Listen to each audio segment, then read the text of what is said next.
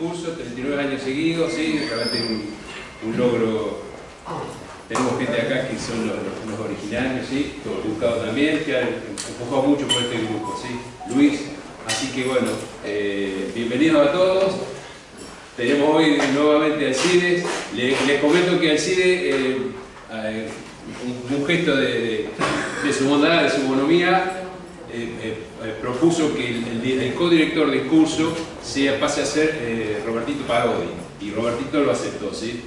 El doctor Roberto Parodi, porque ya es doctor en medicina, así que tenemos ese honor, ¿sí? Así que bueno, te agradecemos, Alcides, tantos años que fuiste codirector, te agradecemos que sigas apoyándonos, así que bueno, bienvenido como siempre, ¿sí? Muchas gracias, muchas gracias. Una vez más en Pergamino, un placer para mí.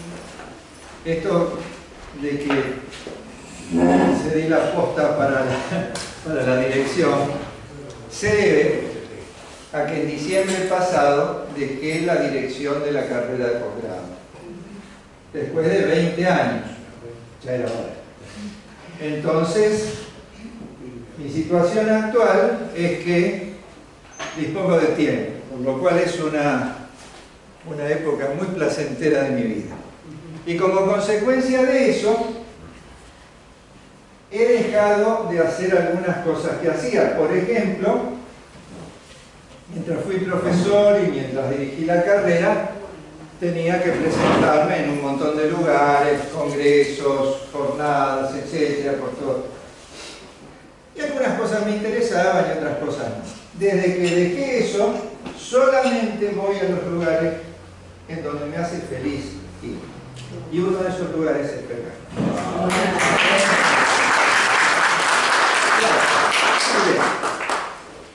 Dicho esto, y como siempre, les traigo una presentación, podríamos decir técnica.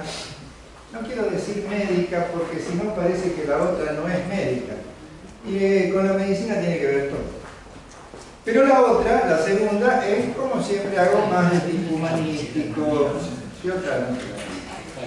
Esto, el espectro de las bacteriurias y las infecciones urinarias, se los presento porque ustedes bien saben, porque lo viven, que las bacteriurias y las infecciones urinarias son motivo de consulta habitual del consultorio. Deben haber visto más de una esta tarde, por ejemplo.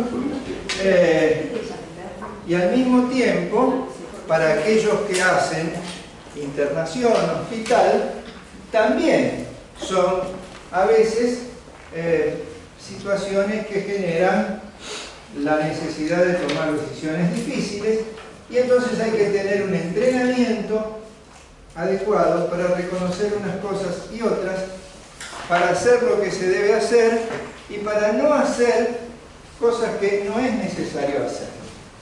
Ahora lo vamos a ver con un poquito más de detalle. Entonces, ¿de qué vamos a hablar? Vamos a hablar de la bacteriuria asintomática, de la cistitis, de la pielonefritis aguda, de la infección urinaria recurrente, de la infección urinaria en el hombre y su asociación con la prostatitis aguda y crónica, y vamos a ver un poquito algunas situaciones especiales. Vamos a hacer alguna participación así general, algunos casos problemas y alguna interrogante. Para las recomendaciones vamos a tomar los criterios de recomendación según medicina basada en la evidencia y calidad de la evidencia. Y decimos que tenemos una fuerza de recomendación A cuando hay buena evidencia para recomendar el uso de determinada droga o tomar determinada medida. B, cuando hay moderada evidencia. C, cuando hay pobre evidencia para recomendar el uso. Y las categorías D y E son la evidencia para no recomendar. Moderada evidencia para no recomendar la D y buena evidencia para no recomendar la D. Y en cuanto a la calidad de evidencia, 1 evidencia proveniente de por lo menos un ensayo aleatorizado y controlado. 2, un ensayo clínico bien diseñado por lo menos, pero sin aleatorización, o estudios analíticos de cohorte, o casos controles, preferentemente que sean multicéntricos, o series de casos, o resultados provenientes de experimentos no controlados. Y 3, evidencia proveniente de opiniones de autoridades respetadas, basadas en la experiencia, estudios descriptivos o comunicaciones de comités de expertos. La palabra expertos es una palabra bastante resbaladiza, porque nadie define qué es un experto, ni dónde uno estudia para experto y cuándo se recibe de experto. Entonces, un experto es una persona que ha tenido la suficiente capacidad para hacerle creer a todos los demás que es un experto. Eso es. Bueno. Empecemos con la bacteriuria asintomática. Yo digo, es importante detectar y tratar la bacteriuria asintomática en todos los casos, en la mujer premenopáusica, en la mujer embarazada, en la mujer posmenopáusica, en el hombre. Imaginemos que esto es un multiple choice. ¿Qué dirían ustedes? ¿Cuál sería la respuesta? En la mujer embarazada. En todas las demás, ¿qué hacemos? No. ¿Ok? Este es un punto importante. Empecemos por las mujeres premenopáusicas.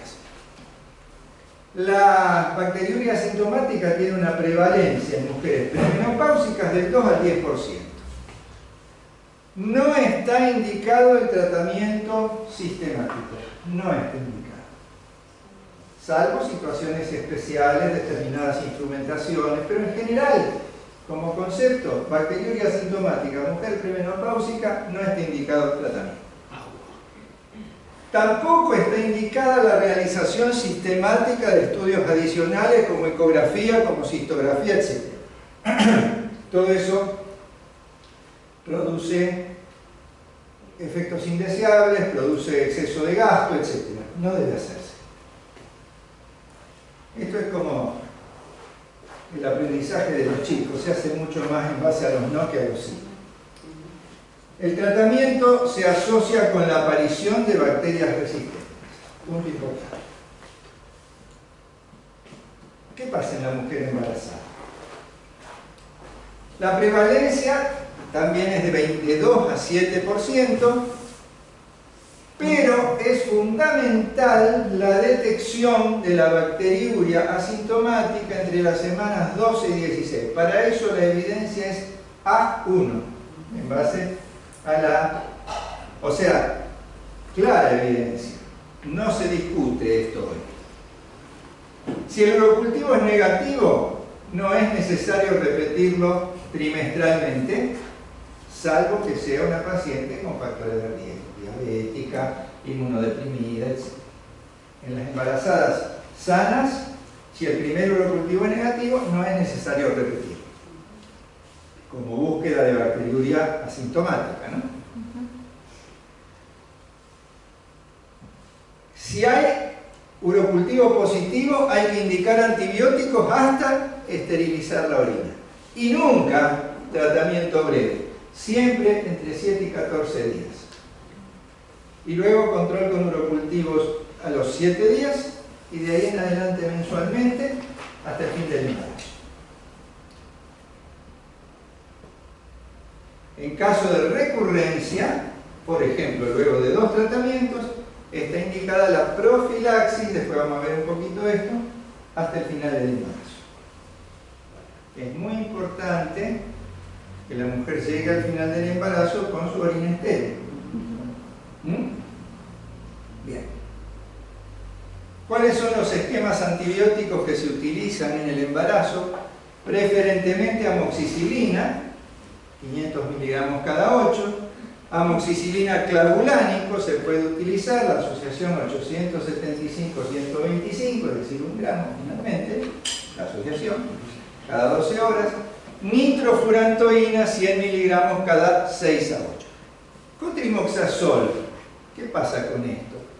Bueno, en general no es droga de elección. Puede eventualmente en el segundo trimestre, pero en primer y tercer trimestre no está indicado. ¿Por qué? Porque en el primer trimestre, dado que estamos en presencia de un antifólico, puede haber malformaciones, y en el tercer trimestre puede inducir hiperbilirrubinemia fetal y poner en riesgo de germinal. Bien, no está indicada la pesquisa sistemática de bacteriuria asintomática en los pacientes diabéticos, ni en los mayores de 65 años institucionalizados, ni en los pacientes con alteraciones del tracto urinario, con sonda o cateterización recurrente, intermitente, ni en pacientes sometidos a cirugía ortopédica protésica, que han sido sometidos. En pacientes que van a ser sometidos a cirugía urológica, el riesgo de bacteriemia es del 60%, por lo tanto, seguro cultivan y si es positivo, utilizar antimicrobianos inmediatamente antes del procedimiento y hasta 24 horas después. Evidencia A1. Si hay sonda vesical permanente, se prolonga el tratamiento, pero el nivel de evidencia para esto es C, acuérdense, C3, es decir, mucho menos potente, pero es una práctica habitual. Bien, ¿qué pasa con la cistitis? La cistitis sintomática. Ahora estamos en otra situación. Imprescindible urocultivo confirmatorio y de control post-tratamiento en el primer episodio. Falso. Absolutamente falso. Perfecto. Bien. La etiología, sabemos, Escherichia coli 80%, Staphylococcus saprophyticus 5 a 10%, Enterococos y Bacillus gram negativos el otro 5 a 10% y otros gérmenes, pequeño retiro.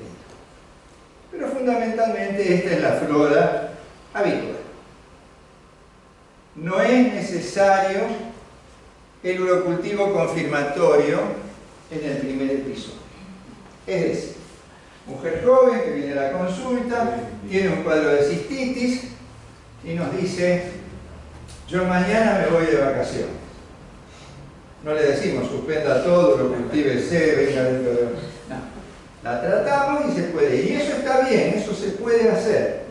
Es lógico. ¿Por qué? Porque conocemos la epidemiología de los gérmenes que habitualmente la producen y la podemos tratar con un criterio clínico. Los esquemas antibióticos son nitrofurantoína en macrocristales, 100 miligramos cada 6, evidencia A1, o 100 cada 8, C3, durante 5 días. No debe utilizarse si el clearance de creatinina es bajo. Cefalexina, 500 cada 8, 5 a 7 días, evidencia B2. Ciprofloxacina, esta se puede usar 250 miligramos cada 12 durante 3 días. Tratamiento breve. La dosis única y el tratamiento breve se pueden utilizar en pacientes que tienen un primer episodio y que no tienen antecedentes. Y la efectividad es buena, pero lo habitual, más que dosis única, es utilizar tratamiento corto. La ventaja del tratamiento corto es que nos aseguramos la adhesión al tratamiento. Porque claro, cuando desaparecen los síntomas, si le damos un tratamiento prolongado, lo más probable es que la mujer, digo la mujer porque habitualmente son mujeres, puede ser hombres también, lo vamos a ver, lo hagan. Porque es lógico, lo que nos hace recordar el medicamento es el síntoma. Por eso las enfermedades asintomáticas son tan difíciles de tratar. Y el síntoma por excelencia es el dolor. Pero bueno, la fosfomicina en 3 gramos dosis única es una buena indicación también. No se recomienda trimetoprima sulfametoxazol porque la resistencia supera el 20%. No se recomiendan fluoroquinolonas para tratamiento empírico en mayores de 65 años. La resistencia es alta. Bueno, acá aparecieron en 2018 algunas advertencias sobre los efectos de las fluoroquinolonas en pacientes mayores sobre otros aspectos vinculados a problemas no infecciosos. Por ejemplo, trastornos cognitivos, alteraciones desde el punto de vista mental y también bajos niveles de glucemia, hipoglucemia. Por lo cual, en los pacientes mayores, las fluoroquinolonas hay que tener mucho cuidado.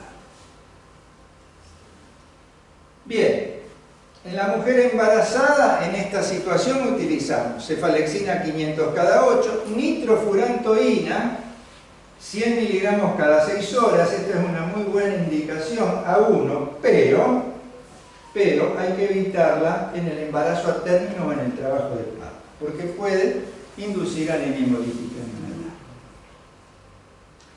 Fosfomicina también es una droga segura en el embarazo. Bien, perdón. La pielonefritis aguda. Te hago una pregunta, Germán. Dale. Nosotros todo esto nos basamos en un análisis. ¿Cuáles son los pros y los contras? Porque en general a veces recibís el resultado, pero vos no hiciste la indicación de cómo juntar la muestra. Y a veces nos encontramos con más contaminación y el tiempo. ¿Qué truquito tenemos ahí para, por ejemplo, decir que contamina el chorro medio, sí, que haya como si fuera un urocultivo? Sí, claro, creo que hay que hacer una buena explicación a la paciente, aunque parezcan cosas obvias, Claro. De cómo recoger la muestra, cómo hacer previamente la higiene genital, de adelante hacia atrás, nunca de atrás hacia adelante. Bueno, por supuesto, por supuesto no, pero hay que, remarcar. Creo que más allá de esto que a veces uno dice, bueno, vaya al laboratorio y ahí le van a explicar, es mejor que el médico le dé las indicaciones, porque sí, este es un problema.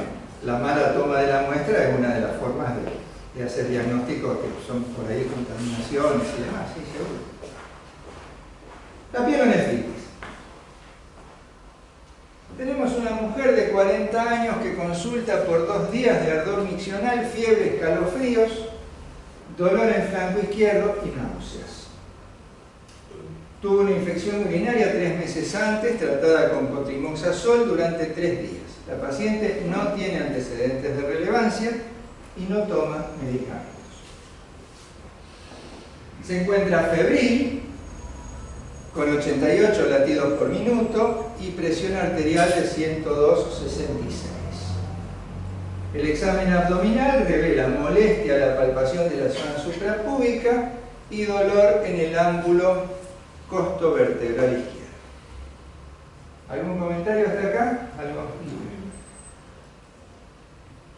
que le llame la atención? ¿Estamos en claro que tiene los síntomas de una infección urinaria alta?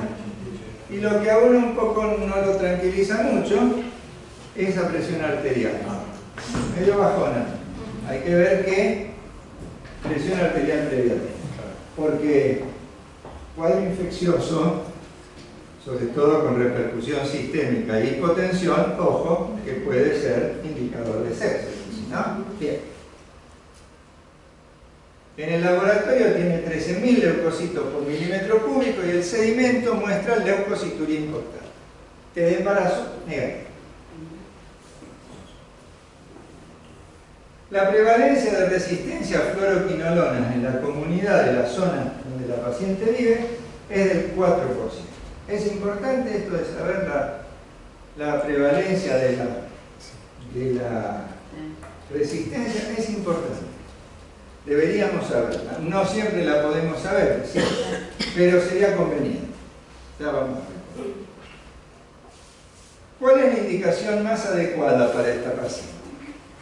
Fosfomicina empírica, cotrimoxazol empírico, ultrasonografía renal, urocultivo con ciprofloxacina empírica por vía oral, urocultivo con amoxicilina empírica por vía oral.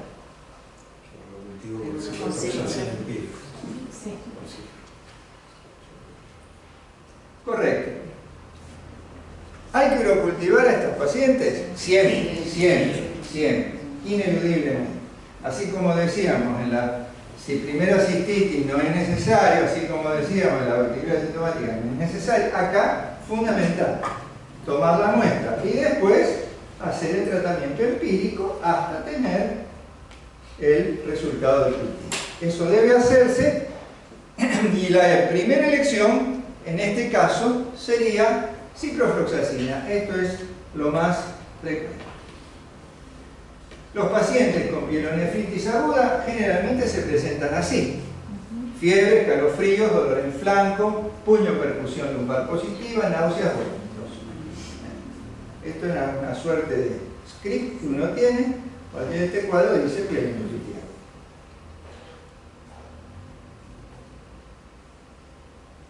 El urocultivo está indicado para confirmar y conocer la sensibilidad a antimicrobianos y, por supuesto, Escherichia coli causa 75 al 95% de los casos. ¿Tratamiento ambulatorio o tratamiento en internación? Ahí dijimos ciprofloxacina empírica vía oral. En la medida que la paciente, en este caso, tenga su vía digestiva disponible, que no esté vomitando, etc., o que no tenga manifestaciones clínicas de sepsis, o que a ojo de buen cubero el médico diga: esta mujer no me parece que mejor la internamos. Ahora vamos a ver bien los criterios de internación. Pero el ojo clínico en esto no importa. Hipotensa, exactamente, sí, sí. Y más allá de las indicaciones que determina la evidencia, está, reitero, la experiencia y lo que se suele llamar el horror.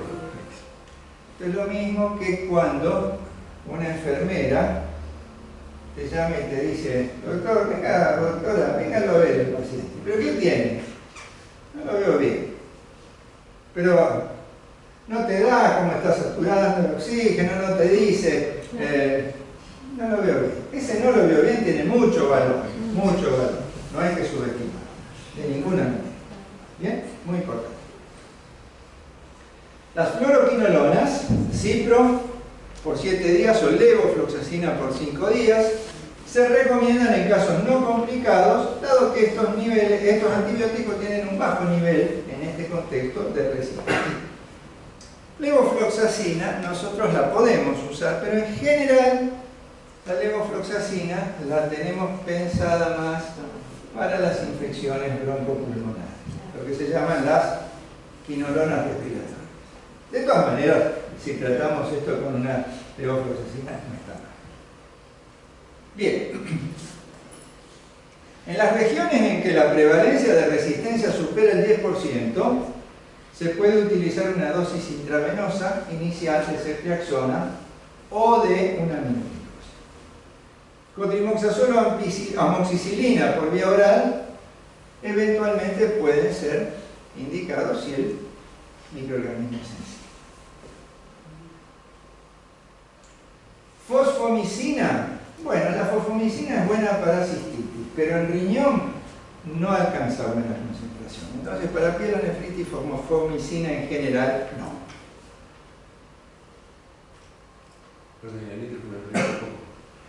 La nitrofurantoína en situación de pielonefritis aguda no es droga de primera elección, es preferible las otras, en general. Entonces, ahora sí, puntualizando un poquito mejor. Si la paciente tiene inestabilidad hemodinámica, Estado de inmunocompromiso, anormalidades estructurales de la vía urinaria, diabetes, litiasis, embarazo, intolerancia a la medicación por vía oral y, esto es fundamental, probabilidad de no adhesión al tratamiento. ¿Esto qué quiere decir? Y la señora cayó al centenario en Rosario, pero es de la vista. Y no estamos seguros si va a cumplir el tratamiento. Esa paciente es planetóloga. Aun cuando no tenga las otras cosas. Si no estamos seguros de que va a poder tratarse adecuadamente, es mejor que la controlemos por lo menos hasta que el cuadro esté debidamente controlado. Los estudios de imágenes están indicados en estos casos si el cuadro clínico empeora. Si la tenemos bien tratada, identificado el germen con el antibiótico adecuado, pero sigue con fiebre o sigue con dolor y no ha respondido en 48-72 horas como debería haber empezado a responder, tenemos que pensar que estamos frente a una situación de complicación. Entonces tenemos que pensar en síntomas de algún factor agravante, como puede ser litiasis, obstrucción, absceso, y eso lo diagnosticamos fundamentalmente con tomografía. La ecografía puede ser, pero sobre todo tomografía computada. La tomografía computada tiene la virtud de que no solamente nos permite diagnóstico, sino que también nos permite punción guiada. Y la punción guiada, desde que se puede hacer, porque existe la tomografía, evita muchas nefrectomías. Todavía podemos ver pacientes ancianos en el consultorio que nos dicen: a mí me falta un riñón. Ah, ¿por qué se lo sacaron? ¿Por cáncer? No, me lo sacaron porque tuve una infección. Bueno, eso afortunadamente en nuestra época pasa mucho menos, por lo menos en los centros urbanos. En otros lugares todavía puede seguir pasando. Bien. La tomografía entonces, con y sin contraste, método de elección. Perdón.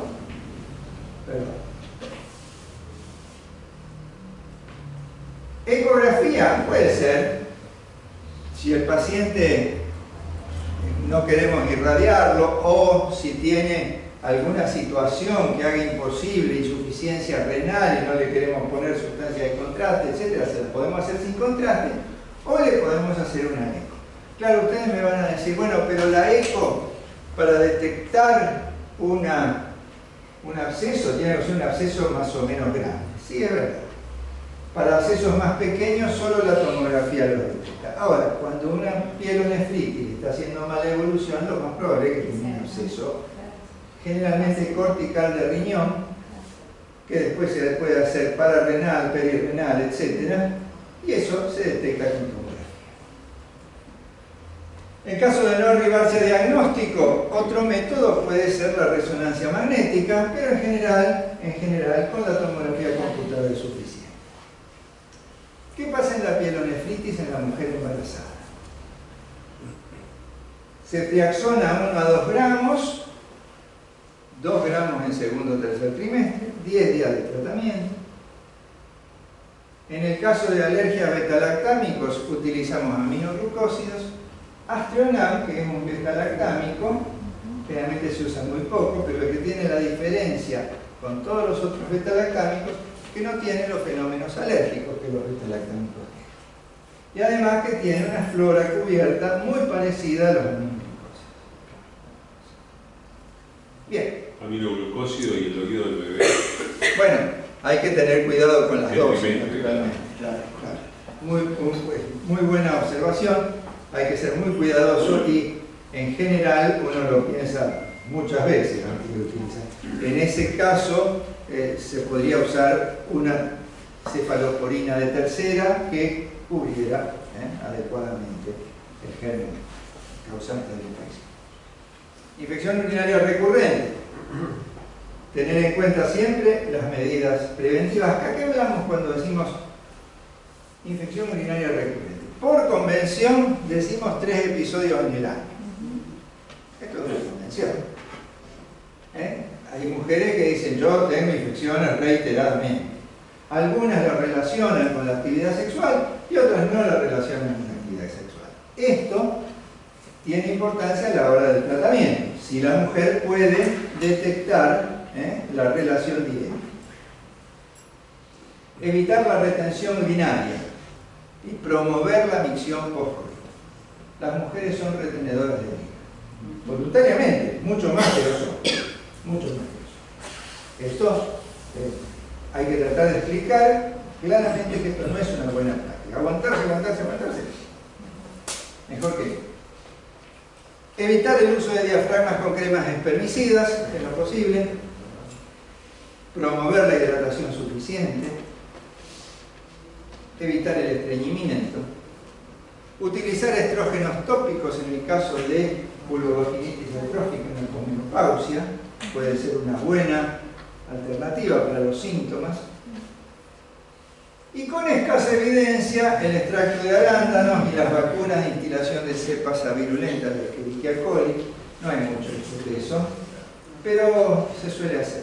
Dicen que disminuye el arándano la colonización de la vejiga, bueno, pero en realidad evidencia de peso sobre eso no hay. La vitamina C Tampoco.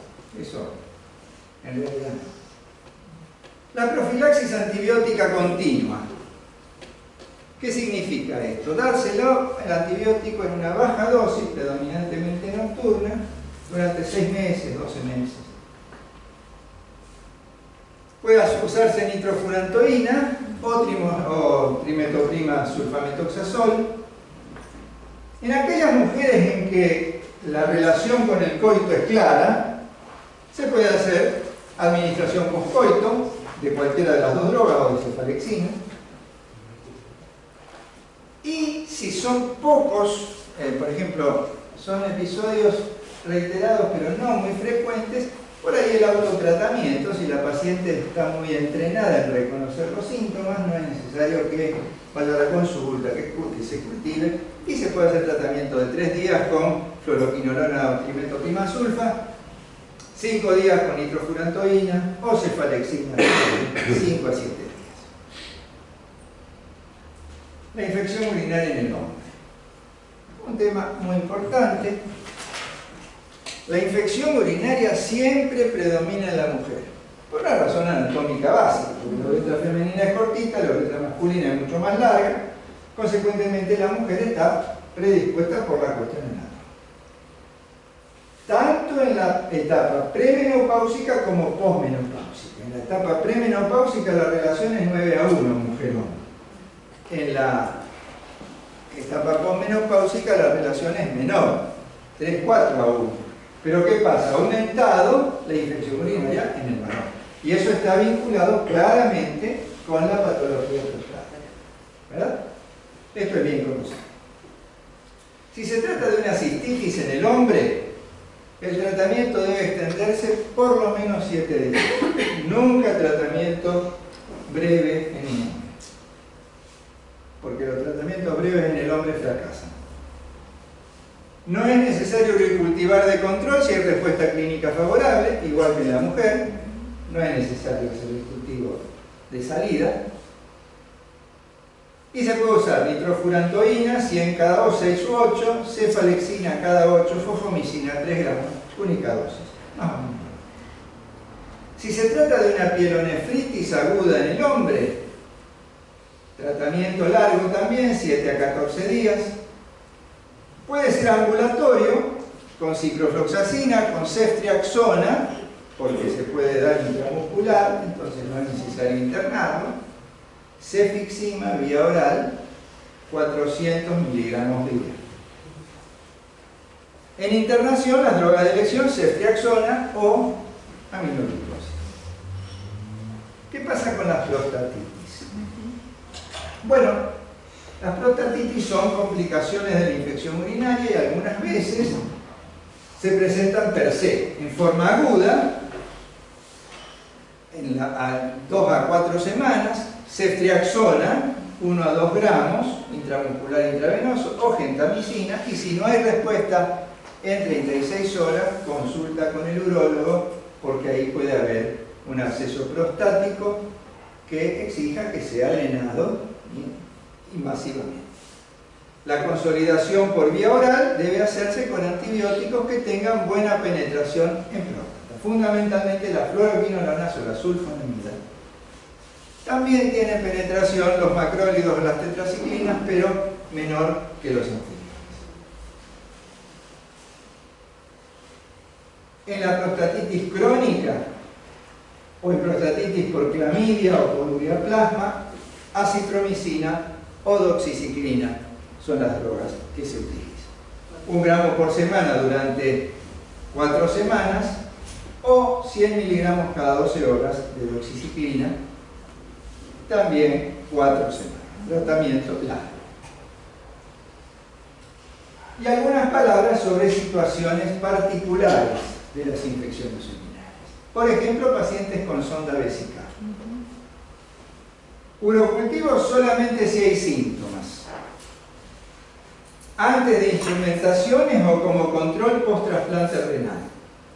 Y el tratamiento de elección son las cefalosporinas de tercera o los aminónicos. Para los casos de obstrucción o urosepsis, drenaje de la vía urinaria. Esto es fundamental.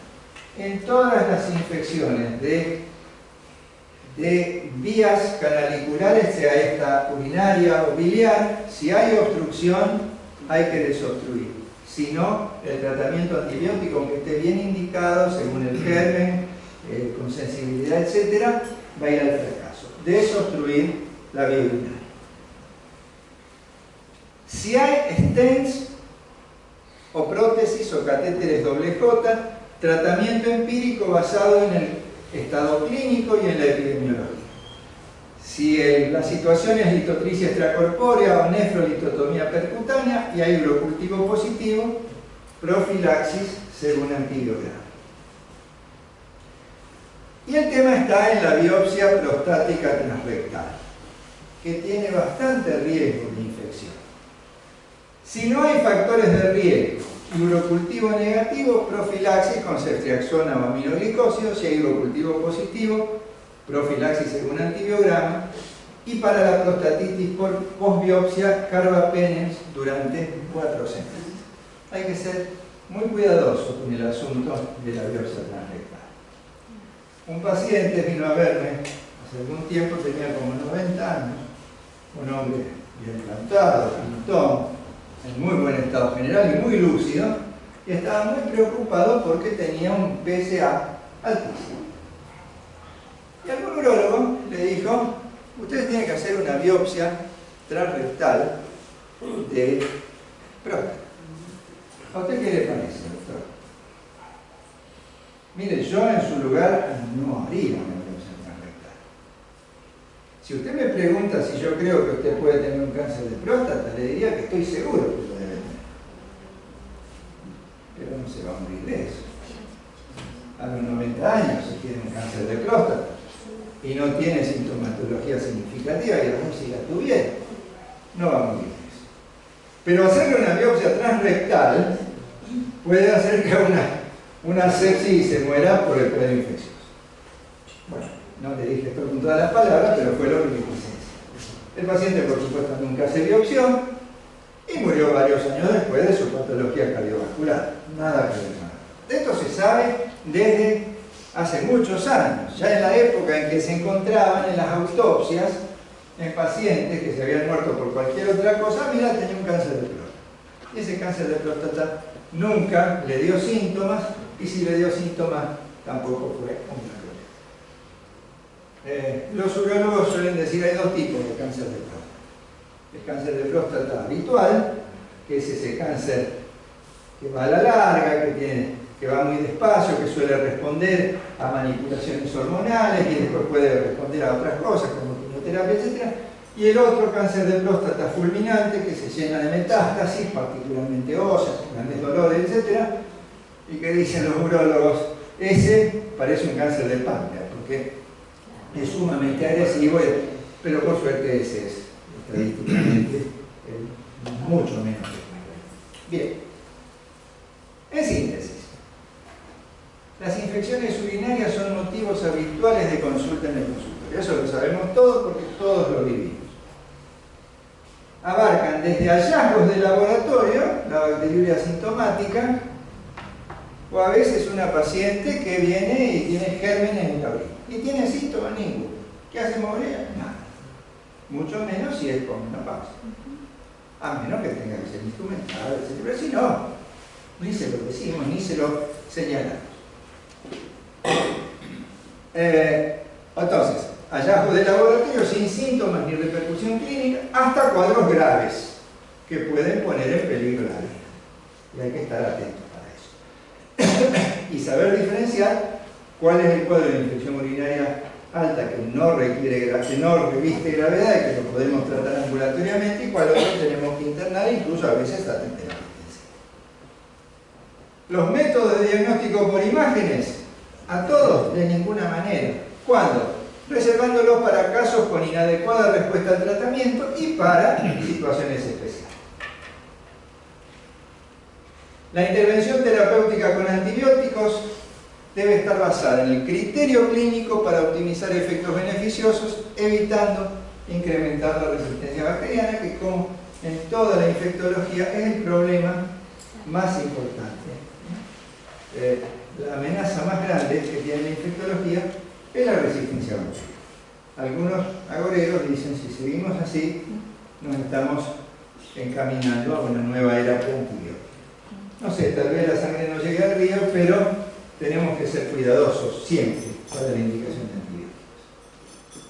Bien, estos son algunos consensos recientes y una bibliografía que... Muy bien.